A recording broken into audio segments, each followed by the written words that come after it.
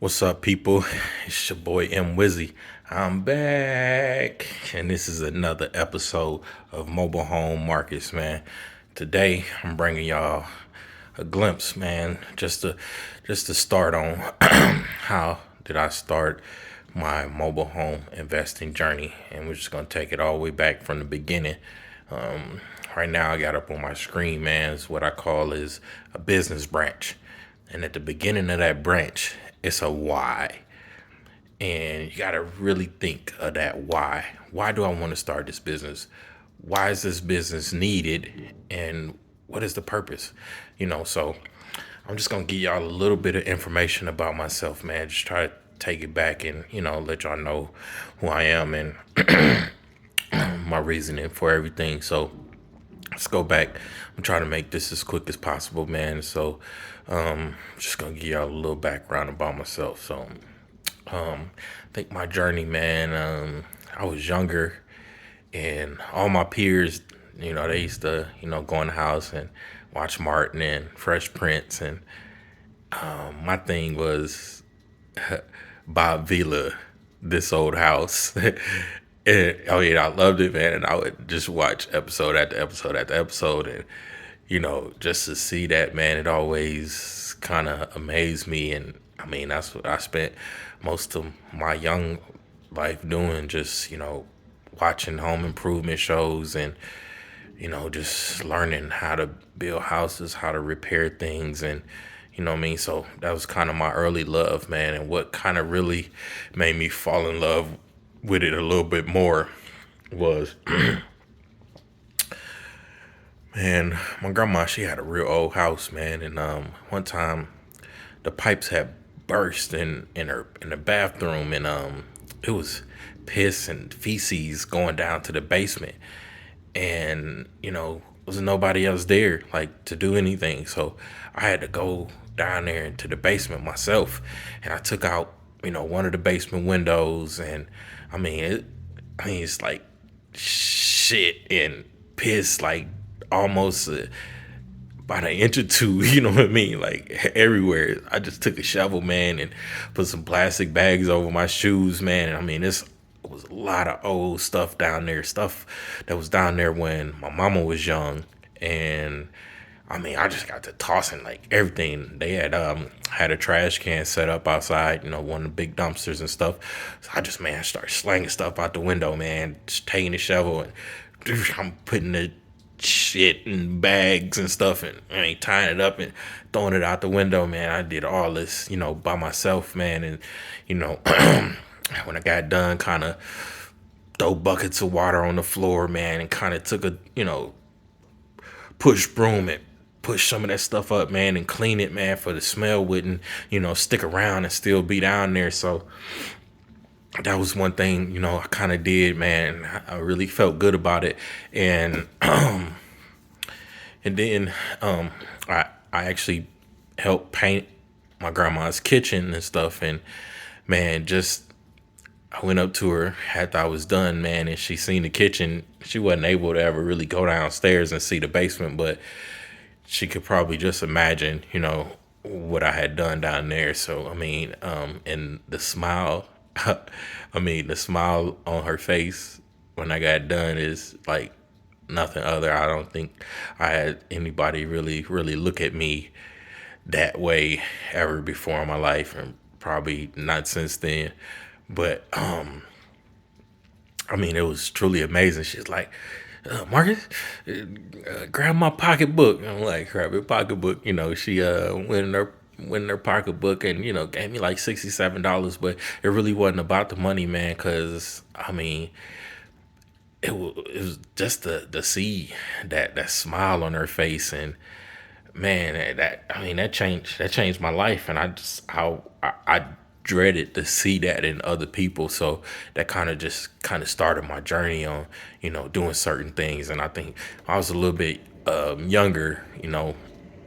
I actually took it to myself. I wanted to build me a clubhouse, man, and I had no material, no nothing. I don't even think I had a hammer probably sitting around the house. And like, I'm gonna make this clubhouse. And the brilliant side of me, I took a piece of paper and I drew out what I wanted this clubhouse to look like. And I had no material, no nothing. So I went around the neighborhood and asked people, are you using this? Can I get this?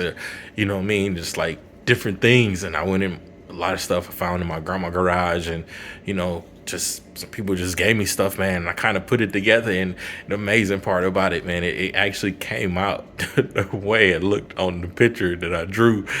And that was one of the amazing things, like early in my life, man. And I kind of knew that I had a niche for building things and putting things together. So that was absolutely wonderful, man. And that was just kind of my beginnings. And a little later, I helped paint my aunt's living room, and stuff like that. And people thought I was good at it, you know what I mean. And I just through life, I never really got the chance to kind of pursue it like I wanted to, because what I mean, we didn't have a lot of money. So I just had to get jobs where I could, at the moment I don't think I was ever at a comfortable spot to where I could just hone my craft, put my craft together and really think and focus in on this without having to worry about other things, and what I mean, like that. So I always just got a job where I can get one just to, kind of have an income and kind of have some money coming in. So I never really got a chance to pursue being a carpenter like I wanted to. And it was this one time I did a terrible job. My sister had let me do my nephew's room, and I was definitely not prepared, and I didn't know what I was doing. And this is a bigger task than what I was usually used to doing. And it was kind of, she wanted, pull the carpet up and put some laminate floors in there because, they pissed on the carpet and everything. So she wanted me to put laminate floors down, and I painted the room. I got the wrong paint. It was like some glossy paint, and it had flat paint. Oh my God. I mean, it was horrible. I was like, man, this job is absolutely terrible. But I still tried, you know what I'm saying? And I think that was the main thing. I mean, I tried to do the best I could to make situations, better. And maybe if I had better material and thought about it a little bit more, I could have been a little bit more professional about this everything, and actually getting the right things to make it look good. And we kind of just went the cheap route, and I went in there, and I'm not experienced at this at all. So I tried. That was a failure. It was absolutely terrible. But that didn't stop me. So later on in my life, like I said, when I did finally find a place where I did get comfortable, and I was in Alabama, I had to, like 29 years old, and I finally, man, I met my daughter's mother, and we lived together. And it was kind of like a weight off my shoulder, because I always, live by myself or stay with somebody, but I just wasn't never really comfortable in that situation to kind of, focus in on doing what I really, really love. So this was a time in my life where I could kind of focus, and, I found a girl in my dreams at that time that I thought, and everything was good, man. I'm splitting bills, and what I'm saying? And I was like, okay, now it's time for me to go to school. And so I started school, man. It was just a little online school at Penn Foster. Wasn't nothing major, but it was just, a foot towards the right direction of what I wanted to take. And man, I got my school books in. I'm excited, and I'm sitting there, and I open up these books, and I'm trying to read this stuff, and I can't see. It's blurry, and I'm having a hard time reading the material. And so I told my daughter's mom, I'm like, man, I can't see this stuff. And it was a good thing at that time she was working at the Vision Center in Walmart. So she was like, all right, I got it. I'm gonna give you a gift. And she set me up an appointment to go up there and see if I can go get some glasses. And unfortunately, I went up there, And I looked into the machine, and they like, yeah, there's nothing we can do for you. And so I'm like, what? Like, okay. So they referred me to another place out in Gaston, Alabama. If any of y'all know about Gaston, went out to Gaston, met with a doctor, and this is the first time I found out the extent of my vision problems and what I was dealing with. And it hit me hard, man. It's like, oh man, And so they took a look at my eyes and said I had cataracts. And then they said, well, we need to refer you to somebody else down in Birmingham because there's something else going on with your eyes, and we can't fix that. So we end up getting referred to go down to Birmingham, and I went down to Birmingham and I met with a doctor, and that's when I found out I had a disease called uveitis, and I had glaucoma. So that's just pretty much a briefing, man. Just on my life, man. When I really started to get my dream rolling, man, I was kind of crushed, man, because of my vision, and I'm like, I cannot be a carpenter, and I can't see, but that was just a negative side of me thinking at that time, and I'm like, I didn't know that I can actually do the things that I thought about, whether being visually impaired or blind or whatnot, and I can still do some of those type of things. So that kind of brings back my love for the mobile homes. And when I first kind of fell in love with mobile homes, I dated a girl in Stockbridge, Georgia, and her father lived in a mobile home, and it's the first time I really, really kind of been inside one, and just really kind of see how they looked and everything. And he had decent mobile home. He didn't make a lot of money. He was on Social Security, and he was in a wheelchair. And I'm like, this man seemed like he had everything that he wanted. I'm like, he seemed like he lived a comfortable life, and I'm like, man, you can actually live a comfortable life with such a low income and still be able to have all the necessities and the needs that you want, and actually own the property. He owned it, so everything had speakers in the ceiling and all kind of crazy stuff. I'm like, man, so it kind of intrigued me. I'm like, man, so this is a couple years later, and this is what actually brings me to why did I want to get involved in mobile home investing. So, and again, I was with my daughter's mother, and we were going through the motions of trying to move and trying to find a place to stay and stuff like that, and just being out there in royal areas of Alabama and the country, and it's a lot of racism and stuff out there. So and things like that. So we went, man. We looked at a couple, spots, and we looked at a couple mobile homes, man. And we was just getting the stank eye. Like, a lot of people didn't want to take our applications, all sorts of things. You know what I'm saying? Like, one lady, man, she looked at my daughter. I mean, everybody that used to see my daughter, man, she was so cute and pretty, and they always smile. Oh, look at how cute she is. This lady like looked at my daughter and was like, and gave her like the stank eye, and I'm talking to her, and she would not speak to me at all. She kept talking to my daughter's mama, and I'm like, okay, but give you a little background. I got a mixed child, so. But so I'm like, man, forget this.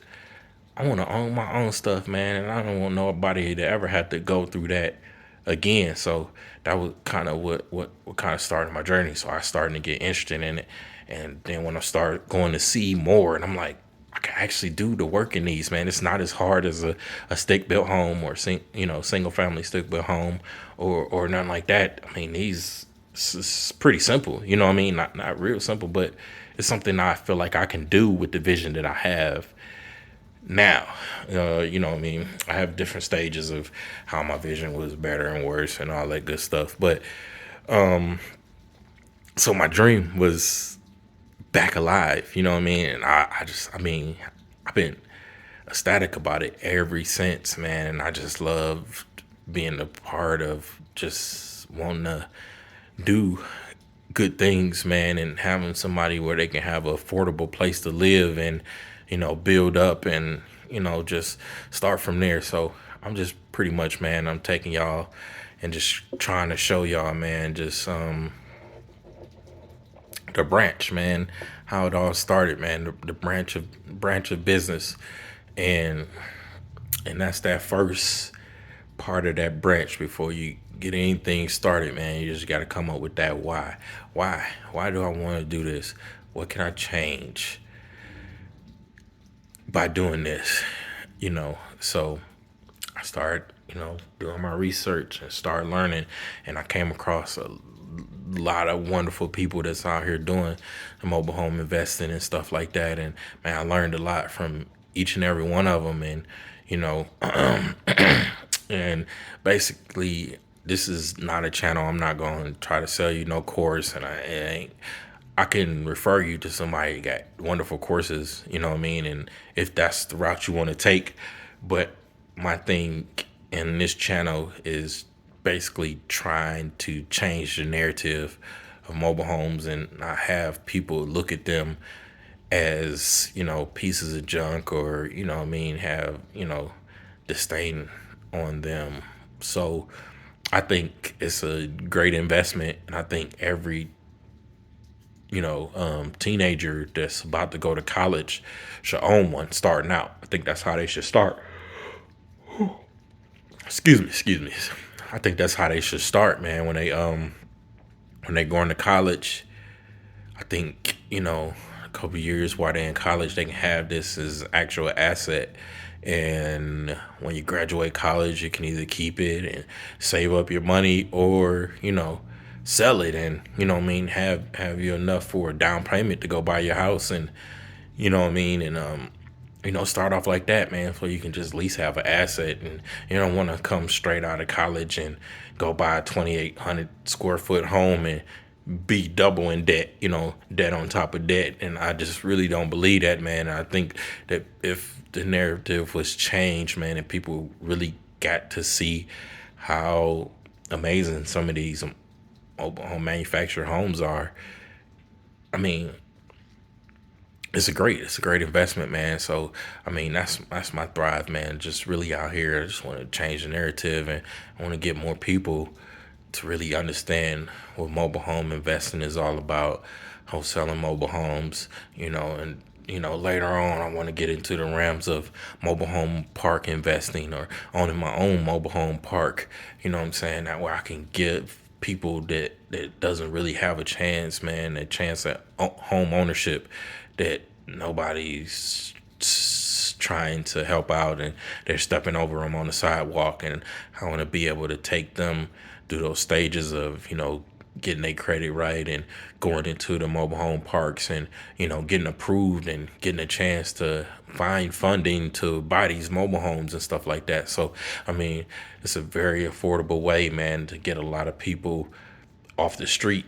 And I think that's what my thrive is, man. Just try to change the narrative and get as many people to have a home, a place to live that they're comfortable in every day, So this is a little bit, just a little picture of the branch, and just, man, the branch of business, man.